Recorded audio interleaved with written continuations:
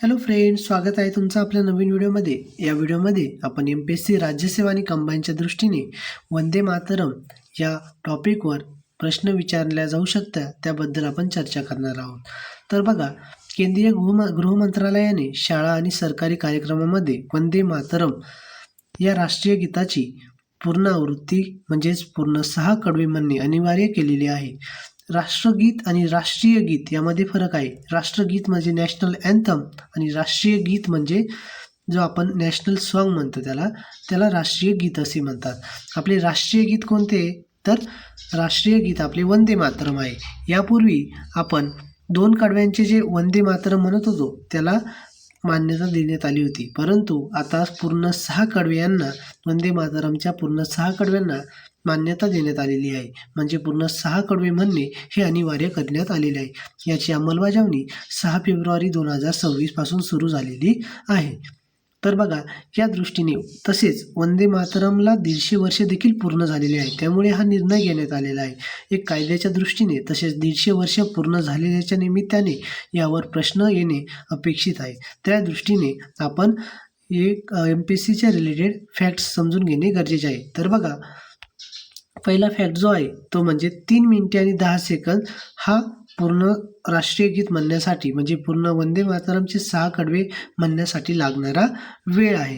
हे फॅक्ट तुम्हाला लक्षात ठेवणे गरजेचे आहे. त्याचबरोबर बघा, याबद्दल काही नियम प्रोटोकॉल्स जे आहेत ते बघणे आपल्याला गरजेचे आहे. तर गीत चालू असताना प्रेक्षकांनी सावधान स्थितीत उभे राहणे अनिवार्य आहे. अपवाद, जर आपण चित्रपटगृहामध्ये आपले वंदे मातरम किंवा राष्ट्रगीत चालू केले त्या ठिकाणी आपण उभं राहणे हे कंपल्सरी नाही, पण बाकीच्या ठिकाणी सार्वजनिक ठिकाणी वंदे मातरम किंवा राष्ट्रगीत किंवा राष्ट्रीय गीत हे चालू असताना उभे राहणे गरजेचे आहे. आता बँडसाठी काही नियम आहे. बँडने हे गीत वाजवण्यापूर्वी ड्रम रोल वाजवावा.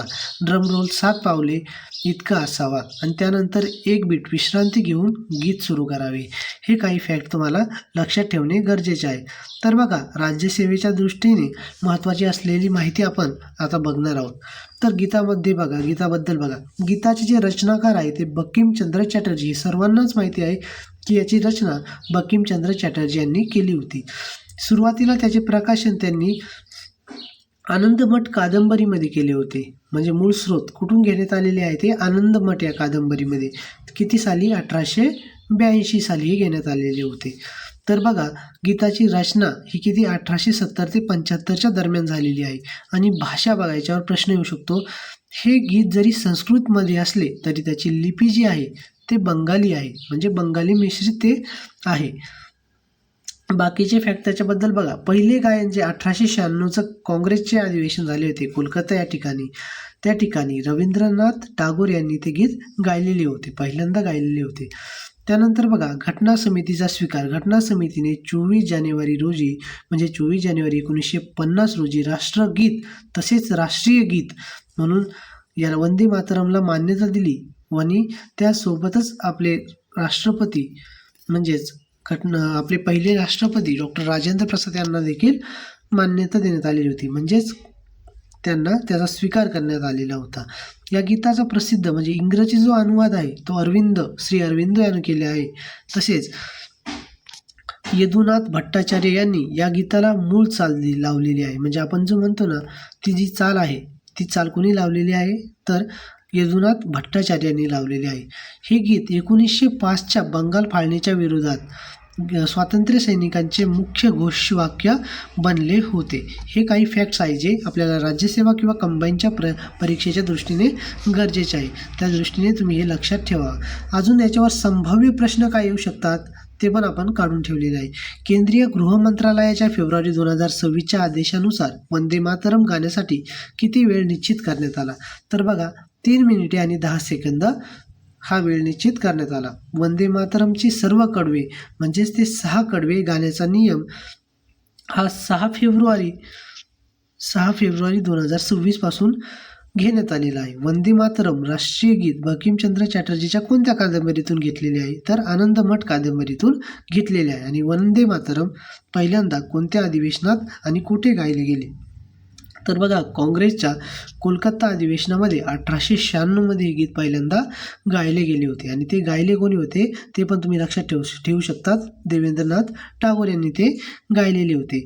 तसेच अजून एक इम्पॉर्टंट फॅक्ट म्हणून 1937चं जे फैजपूर अधिवेशन होतं काँग्रेसचं, त्या अधिवेशनामध्ये या वंदे मातरम या गीताची फक्त 2 कडवे स्वीकारण्यात आलेली होती.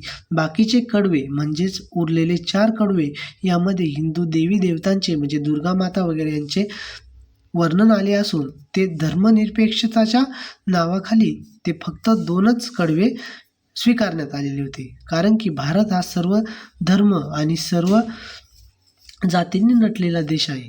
त्या दृष्टीने धर्मनिरपेक्षता ही तत्त्व पाळण्यासाठी 1937च्या फैजपूर अधिवेशनामध्ये फक्त 2च कडवे वंदे मातरमाचे स्वीकारण्यात आले होते.